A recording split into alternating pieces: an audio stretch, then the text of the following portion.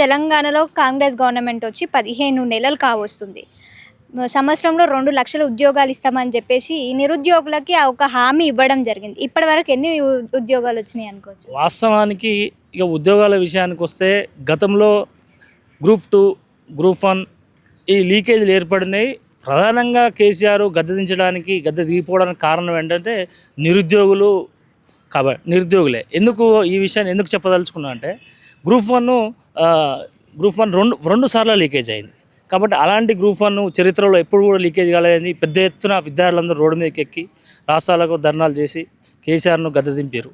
మరి రేవంత్ రెడ్డి వచ్చిన తర్వాత ఇప్పటి వరకు కూడా నేను అధికారంలో వస్తే మెగా డిఎస్సి చేస్తా అని ఎన్నికల వాగ్దానంలో ఇచ్చిండు. నేను అధికారంలో వస్తే 2,00,000 ఉద్యోగాలు ఇస్తా, నేను అధికారంలో వస్తే ఒంటరి మహిళలకు 2,500 పింఛన్ ఇస్తా, నేను అధికారంలో వస్తే మహిళలకు స్కూటీలు ఇస్తా అని చెప్పి 15 నెలలు గడుస్తున్నా కూడా ఒక ఉద్యోగాలు లేకుండా కాలయాపన, కేవలం మాటల వరకే కాలయాపన చేస్తూ ఆచరణలో ఏం మాత్రం అంటే 55,000 ఉద్యోగాలు ఇచ్చి చరిత్ర సృష్టించినామని చెప్పేసి రేవంత్ రెడ్డి అంటున్నారు. 55,000 ఉద్యోగాలు ఇచ్చి చరిత్ర సృష్టించడం అని మాటల్లో కాకుండా ఒక నివేదిక ఇవ్వండి, అఫీషియల్గా చేయమని చెప్పండి. మాటలు ఎన్నైనా మనం మాట్లాడతాం.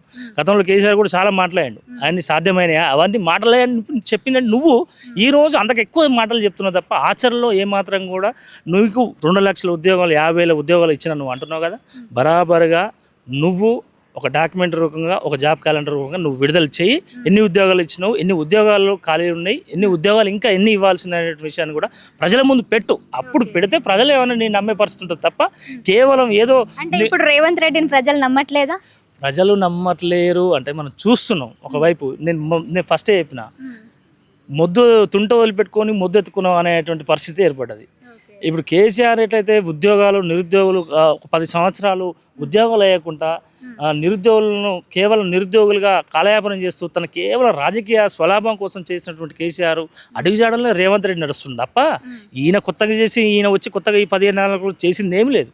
మేము మాలాంటి వాళ్ళు పీడీఎస్సీ విద్యార్థులుగా మాలాంటి విద్యార్థి సంఘాల కోసం చేస్తే తీసుకుపోయి గతంలో కేసీఆర్ అన్న సరే ఒక మాట కేసీఆర్ అన్న కేవలం అరెస్టులు చేసి మళ్ళీ అట్లా తీసుకొచ్చి వదిలిపెట్టే, కానీ అసలు ఈ ప్రభుత్వం అయితే డైరెక్ట్ కేసులే పెడుతుంది విద్యార్థుల మీద. కాబట్టి ఎవరు ఏందనేది మనకు ఇక్కడనే అర్థమవుతుంది. సో ఓవరాల్గా ఏం చెప్పాలనుకుంటున్నారు? కాంగ్రెస్ గవర్నమెంట్ ఏం డిమాండ్ చేస్తున్నారు? రేవంత్ రెడ్డి గారిని ఏం డిమాండ్ చేస్తున్నారు? మేమైతే పీడీఎస్గా రేవంత్ రెడ్డి ఇచ్చినటువంటి 6 గ్యారంటీలు 100 రోజుల్లో అమలు చేస్తామని ఎవరు చెప్పారండి? ఆయన చెప్పిండుగా. ఆయన ఎవరు చెప్పమన్నారా 6 గ్యారంటీలు? మేము 100 రోజుల్లో అధికారంలో రాగానే 100 రోజుల్లో మేము 6 గ్యారంటీలు అమలు చేస్తాం, అమలు చేసేటువంటి బాధ్యత మాది అని 100కి 100% గట్టిగా చెప్పినటువంటి రేవంత్ రెడ్డి 15 నెలలు గడుస్తున్నా కూడా ఏదో 1-2 గ్యారెంటీలు, అది కూడా పూర్తి స్థాయిలో కాదు.